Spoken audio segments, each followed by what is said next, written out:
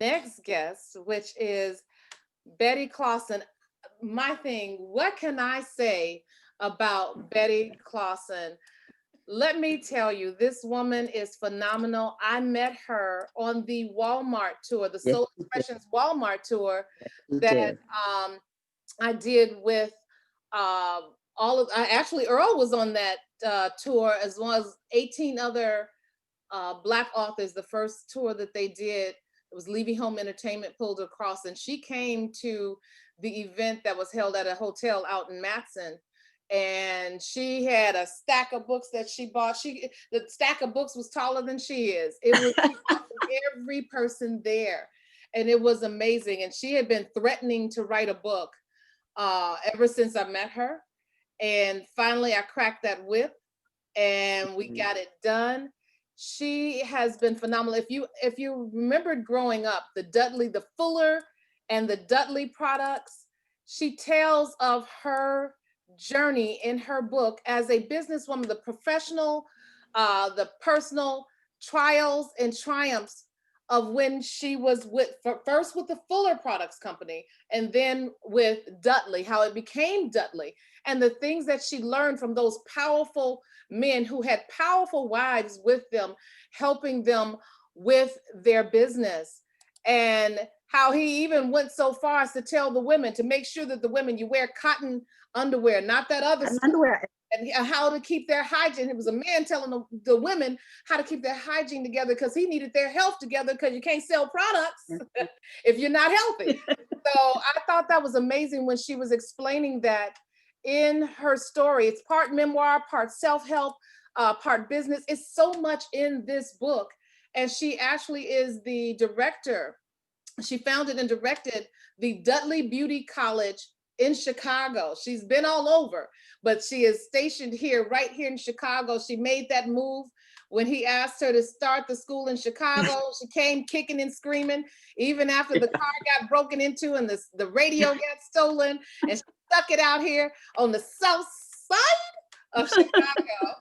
How you doing this morning, Miss Clawson? I am so excited, and I've been listening. I am so impressed. I tell you, Stephanie, everybody just been. Miss Lee, you just. I can't call all the names, but y'all have just inspired me today. I am just so impressed. I'm excited to be a part of the cavalcade. I really am. And Lisa, I can never ever thank you enough. Never ever thank you enough. Now she's truly one that can pop the whip. She popped the whip. I have to tell you the story. Uh-oh. When I have to, and she's gonna ask me some questions, but when you're a talker, sometimes you don't let anybody ask you questions. Well, when I decided to write my memoir, it was basically because I've had a lot of trials and tribulations, and I talked to a lot of women groups, and a lot of women just don't know how to continue after they have death or after they have a marriage divorce, or their husbands or their significant other is not true to them, how to handle that. And so I wanted to tell people how I went through that and how I was able to live through it and grow through it.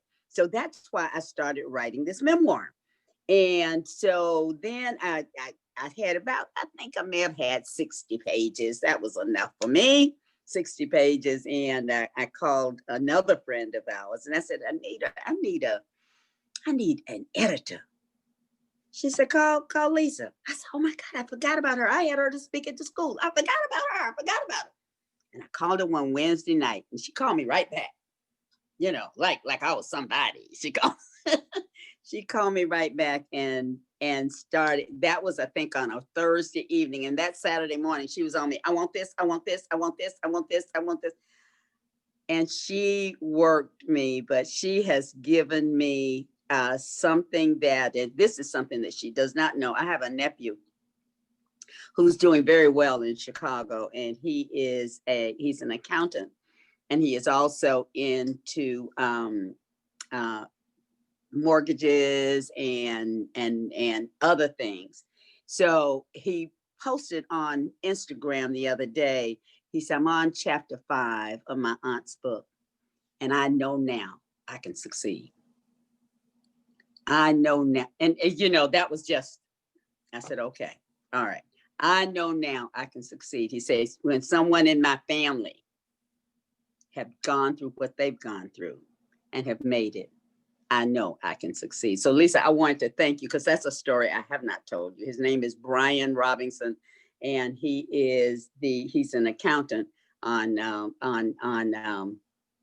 Instagram. But let me let you do what you do because you know I'll take over. Go ahead.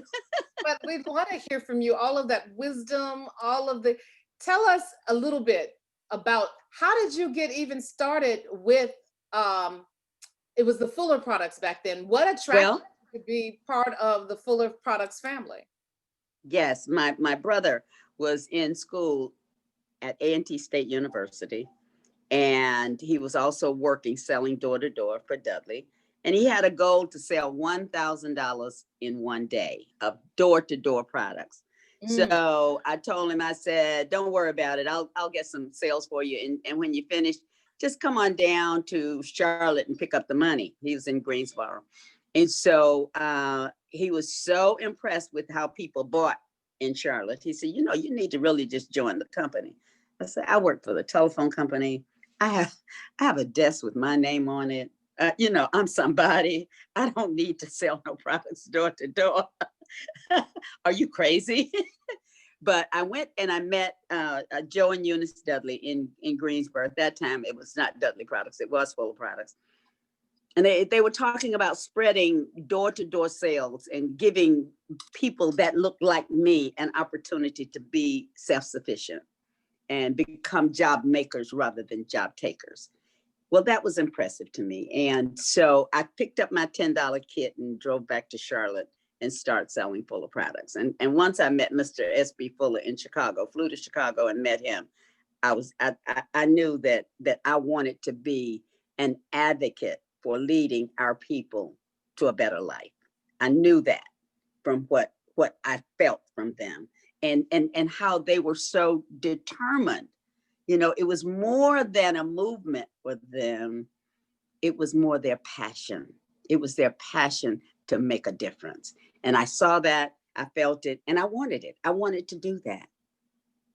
So Fuller Products, that's what originally brought me to Chicago. I didn't want to stay in Chicago because on 63rd Street, 63rd and Rhodes, they broke in my Cadillac and took my radio out.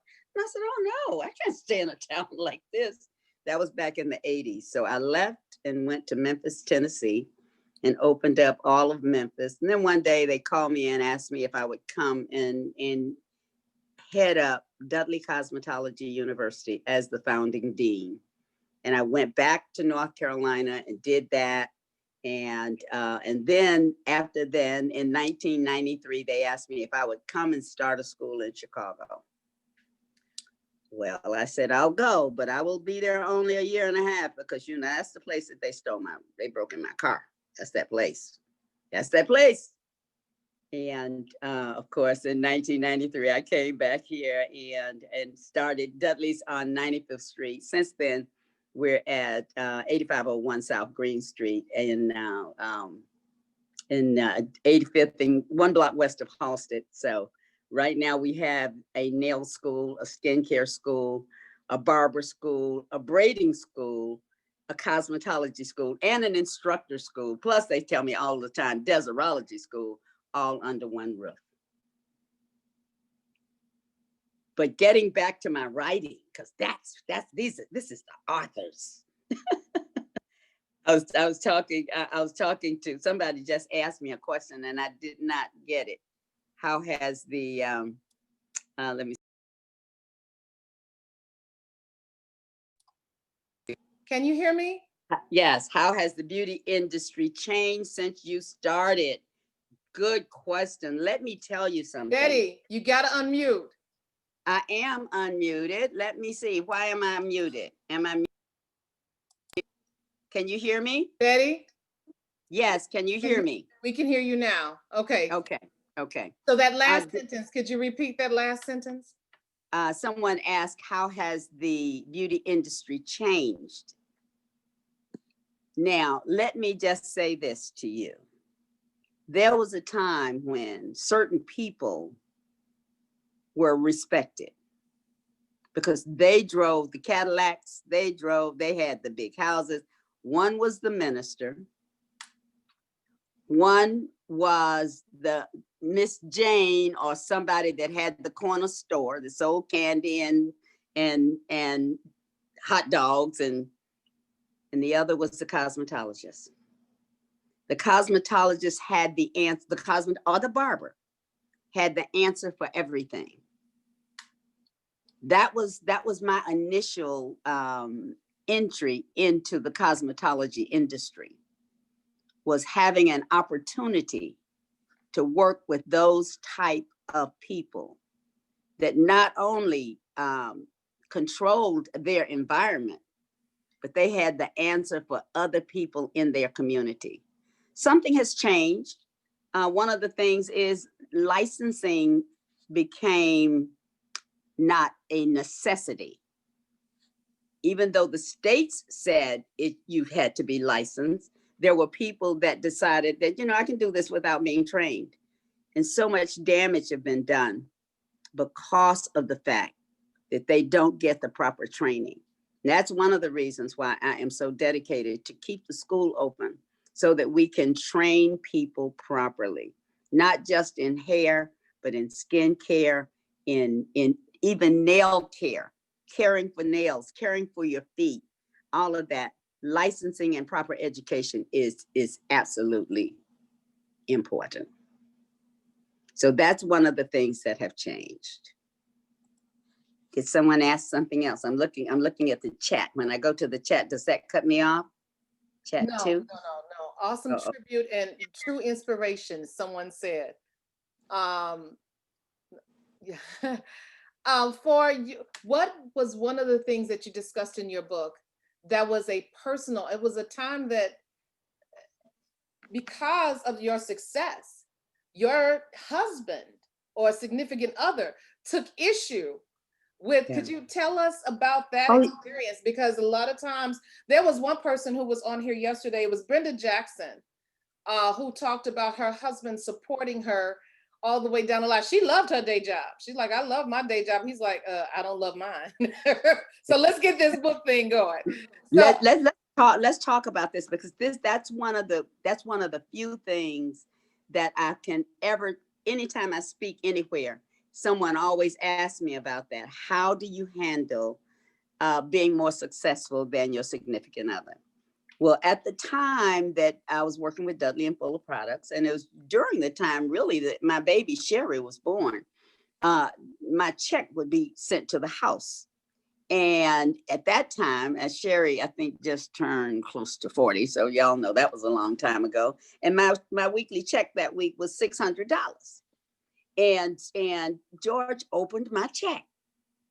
So he called Mr. Dudley and said, how dare you pay my wife more than I make? And he became very, very promiscuous right in my sales force.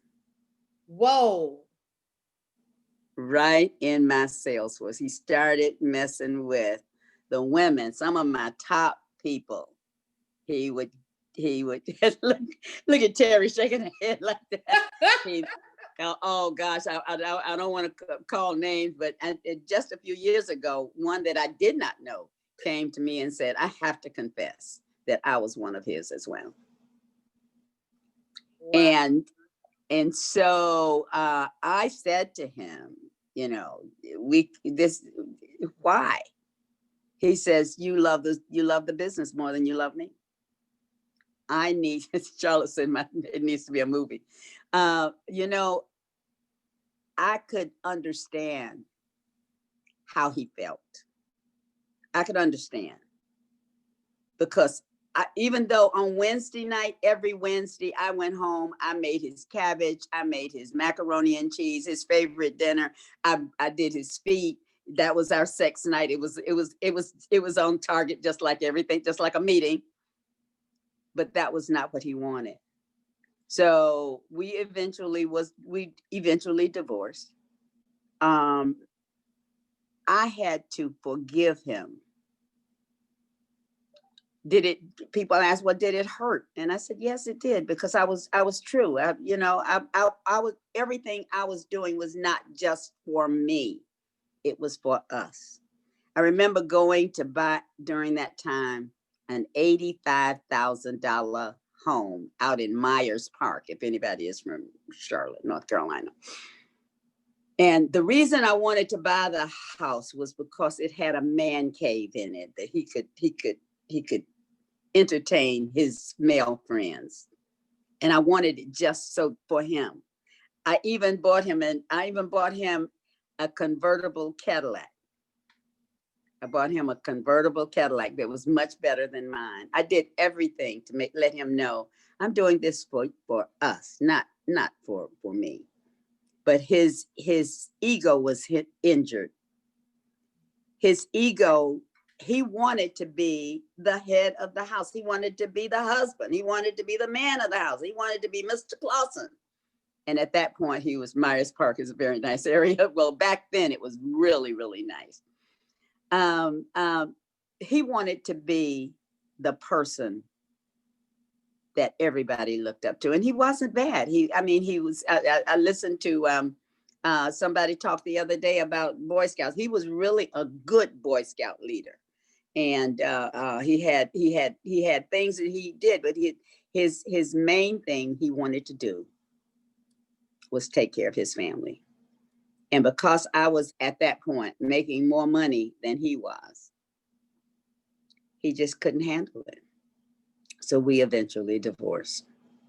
I will never forget the day I came home, and we had, I didn't get the $80,000 house, but I did buy one that was close to 40,000. And we had this large walk-in closet. His side was on one side and my side was on the other side. And I came home that day and his side was empty. And usually when I say that and stop, somebody will ask, well, what did you do? Well, at that point, I had been very, very nice and understanding and forgiving. But at that point, Betty Ruth came out, not Betty Clawson, Betty Ruth. Betty Ruth said, oh no, call the locksmith. I'm changing the locks on the door right now. That's it. And I did. I changed the locks on the door, and I said, I'll file for divorce. But before I could file for divorce, he did. And I signed it. I will never, ever, I'll never, ever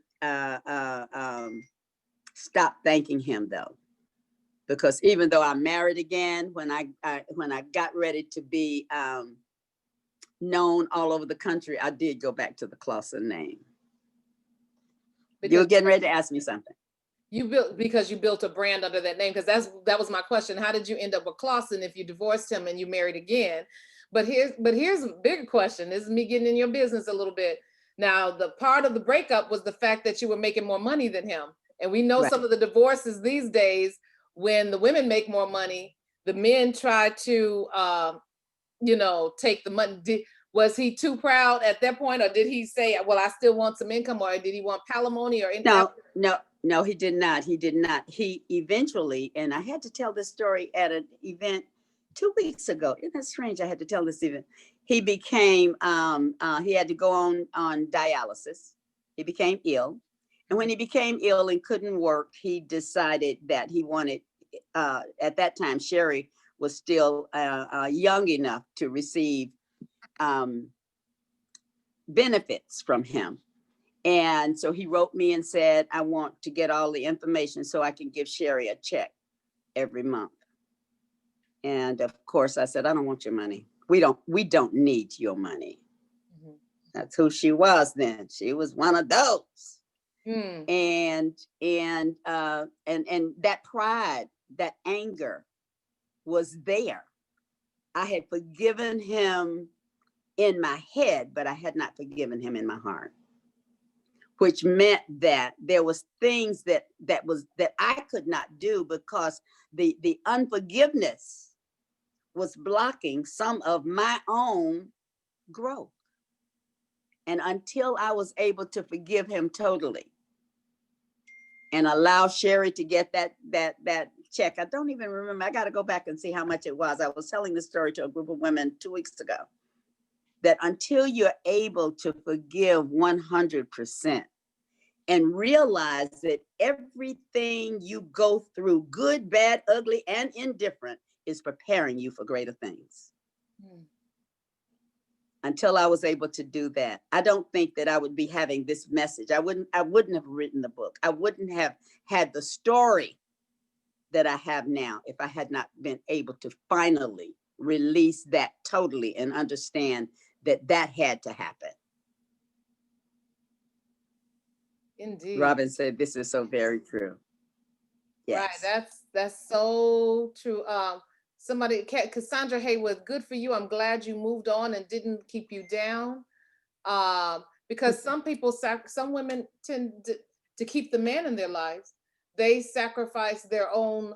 See, it wasn't just a good for you said, I didn't do this for you, for me. I did it for us.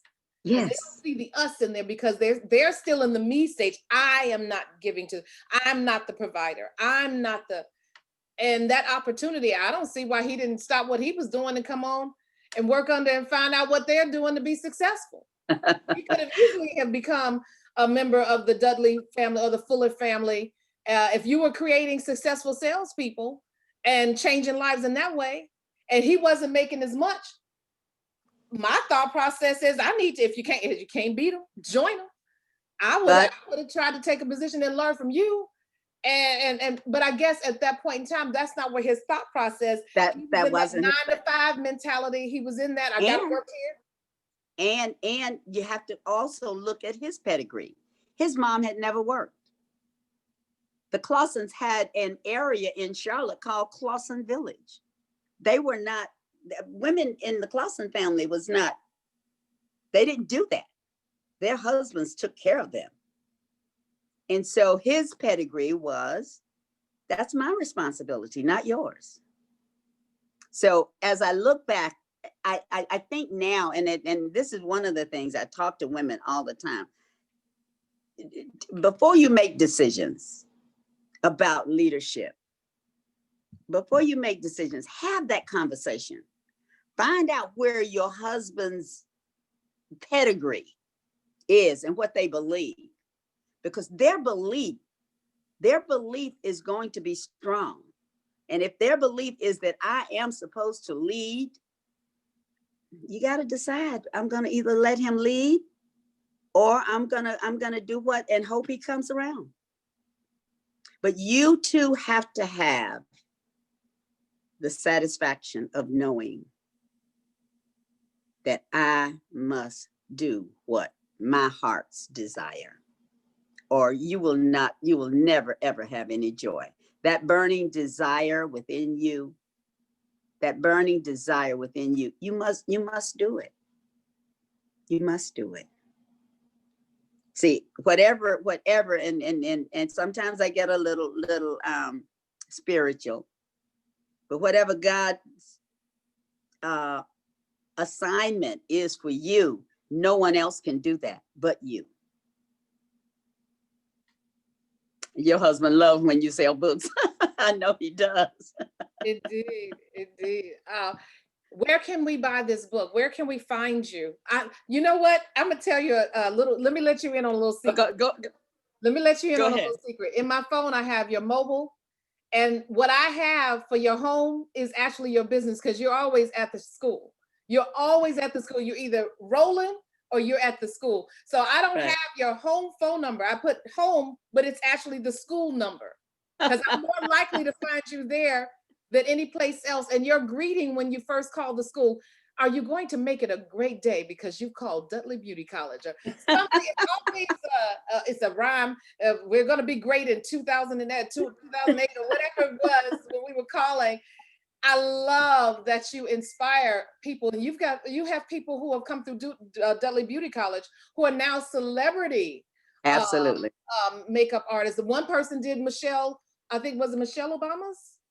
Johnny Wright was Michelle Obama's hairstylist for 8 years in the White House. Her esthetician was from Dudley's. Derek Rutledge is with Oprah.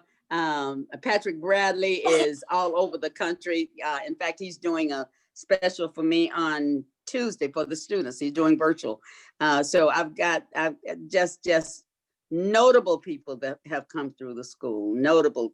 I had something happen yesterday. I don't know if you were watching Channel 5 at 5:11 yesterday. I had a group of women that came through and just did a sanitation delivery. Dr. Rita McGuire and her group came through and did a sanitation delivery for our school, so that we've got all kinds of things to do, sanitary practices. She said, you don't need it, but I just want people to know what Dudley is doing. So a lot of people look at this African-American Black school that's not taking Title IV funding. People pay to play at Dudley. And changing lives, not just changing individuals, but changing households. It's go ahead. No, go ahead. And go ahead. Finish your thought. And the cost of that, it's just unheard of that someone would come in and learn a trade and get a license, but do more than that. They change their life because they realize that there's more to life than just having fun, and they learn their purpose in life. So I think that's the one thing that I have, that all the struggles, and when you read the book, you'll read all the struggles. My mom died when I was young, and then I had to help my dad run the business, and so it's a lot of things that I learned, but all the things that I learned prepared me to be able to help young people today. And do they need help? I wanted people to know too that Dudley Beauty products are still online. It's one of the longest running cosmetology companies, Black owned, operated, and still run companies. And the products, Dudley Beauty products, are still available. Yes. Somebody come in from the Bahamas, from Kiva, came in from the Bahamas, and she took back some pink hair coloring and some green and purple. So you guys have not only just been in business, but you're also keeping up with the times of what, the needs of Black hair care, skin care, nails, feet. You do it all, everything to do with beauty. You guys are still involved in, from all of the 40, 50, however many years this has been. 53 years old. The company is 53 years old. And of course, Joe and Eunice Dudley founded it in 1967. Since that time, heading it up is a young lady named Ursula Dudley Oglesby, who is the oldest daughter of Joe and Eunice Dudley. She was also president of the Black students at Harvard during the time that President Obama was there, and Hugh, they got pictures. She was the president of the Black student lawyers at Harvard. And so she's heading up the company now and taking it to another level at the product company. But yes, Dudley Products is still, and it's dudleyq.com if you want to go on the website for the company. Of course, Dudley Beauty College is dudleybeautycollegechicago.com. And I am bettyclawson.com. Awesome. And we can get your book on Amazon. It is on Amazon. It is on Amazon. I was listening though, because I've been wanting to do an ebook. And I was so glad I listened a few minutes ago, because I really do. I need to do that. I need to do an ebook. And I've been threatening to go into a studio and do it myself, but you know how that is. Those of you that are authors know you plan to do something, but until you say, I'm going to do it, it does not happen. So today was really, I'm so glad you allowed me to come on early, because I got an idea as to how I will go ahead and make that ebook happen. Wow, you never know. And I want to leave these three things as we wrap up. Judy Jordan says, I love my Dudley products, shampoo, design, and shine. Myra Neal says, amen, Miss Clawson. Changing households, changing the trajectory for generations. Janine Ingram said, Betty, you spoke so much truth. I had not forgiven him in my heart. We forget that real forgiveness is in the heart. That's right. Uh, Somebody said, I wish I heard this 15 years ago.